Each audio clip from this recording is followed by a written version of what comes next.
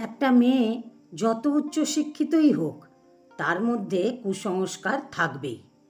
এর উত্তম উদাহরণ হলো আমার স্ত্রী। স্ত্রীর কথা বলার আগে নিজের কথা একটু বলি। পেশায় আমি একজন ডাক্তার, আর আমার স্ত্রী একটা বিশ্ববিদ্যালয়ের শিক্ষক। আমেরিকা থেকে পড়াশোনা করেছে সে, অথচ ওর মধ্যে অদ্ভুত সব কুসংস্কার রয়েছে। একটা ঘটনা বলি। একদিন আমি আর আমার স্ত্রী প্রাইভেট কারে করে বাড়ি ফিরছিলাম। আমাদের বাড়ির পাশে বস্তির মতো একটা জায়গা রয়েছে। সেই বস্তির মুখে একজন বৃদ্ধ মানুষ বোতলে করে পানি বা তেল জাতীয় কিছু জিনিস বিক্রি করে। লোকটি দাবি করে তরল জিনিসগুলো সাধারণ জিনিস নয়, ওগুলো স্বপ্নে পাওয়া মহৌষধ। আমাদের গাড়ি যখন লোকটির পাশ দিয়ে যাচ্ছিল, স্ত্রী তখন ড্রাইভারকে বলল গাড়ি থামাতে। গাড়ি থামলে সে নামলো। তারপর বৃদ্ধটির কাছে গেল।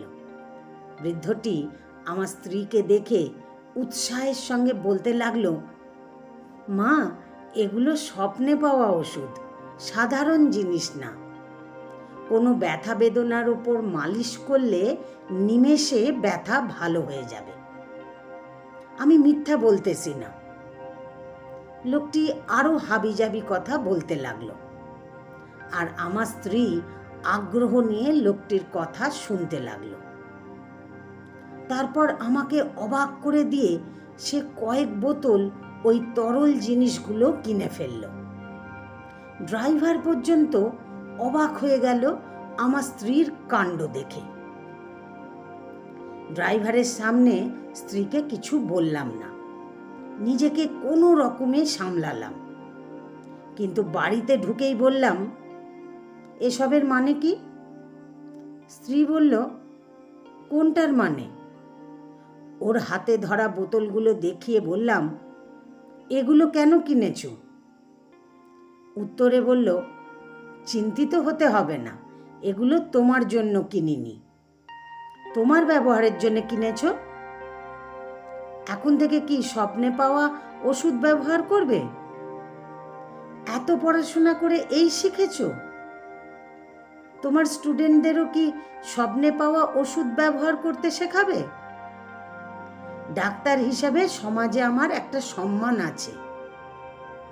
লোকে যদি জানে আমার স্ত্রী স্বপ্নে পাওয়া ওষুধ ব্যবহার করে, তাহলে আমি কি পরিমাণ হাসির পাত্র পরিণত হব তুমি কি বুঝতে পারছো? সে আমার কথা মনোযোগ দিয়ে শুনল, কিন্তু আর কিছু না বলে ওয়াশরুমের দিকে চলে গেল। যে ভয়টা পেয়েছিলাম ঠিক তাই হলো। দুদিন পর হাসপাতালের এক সহকর্মী ডাক্তার হাসতে হাসতে আমাকে বলল, ডাক্তার সাহেব, গতকাল আপনার উচ্চশিক্ষিত স্ত্রীকে দেখলাম সাপুড়েদের কাছ থেকে গাছের শেকড় কিনছে। আপনাদের বাসায় সাপের উপদ্রব আছে নাকি? ভাই, কাল ডিউটিতে আসার সময় আপনার স্ত্রীর কাছ থেকে দু একটা শেকড় বাকড় আমার জন্য নিয়ে আসবেন।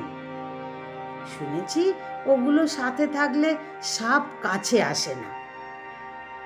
বলে হাসতে হাসতে ভেঙে পড়ল। সেদিন বাসায় এসে স্ত্রীর সাথে তুমুল বাজে আচরণ করলাম। সবার সামনে সে আমাকে ছোট করছে এসব বললাম। সে জবাবে কিচ্ছু বলল না, শুধু ব্যাগ গুছিয়ে বাবার বাড়ি চলে গেল। পরে বাবা জানতে চাইলেন কি নিয়ে আমাদের সমস্যা হচ্ছে। বললাম, ও আমার মান সম্মান সব শেষ করে দিচ্ছে।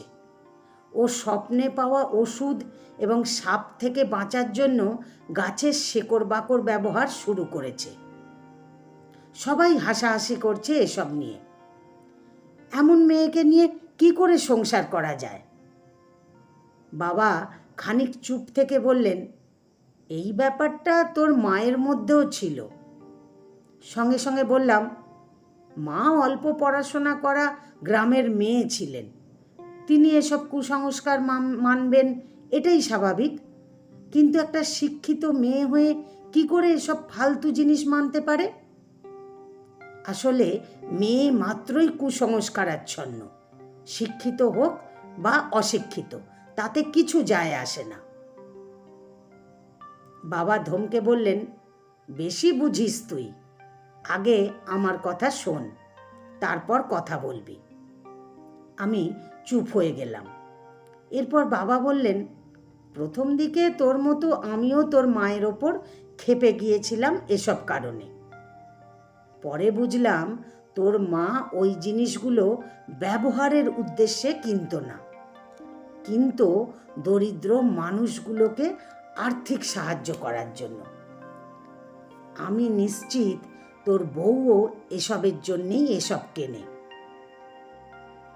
বাবার কথা শুনে ধাক্কার মতো খেলাম। এই ব্যাপারটা মাথায় আসেনি। না বুঝে স্ত্রীর সাথে বাজে আচরণ করেছি। ওর কাছে এখনই ক্ষমা চাওয়া উচিত।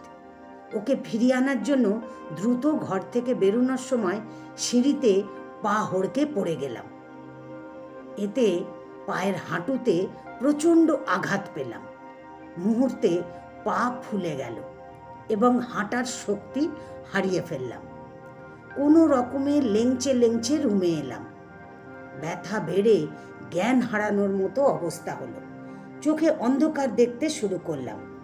এই আচ্ছন্ন দশায় চোখে পড়ল টেবিলের কোণে রাখা স্ত্রীর কেনা স্বপ্নে পাওয়া মহৌষধগুলো।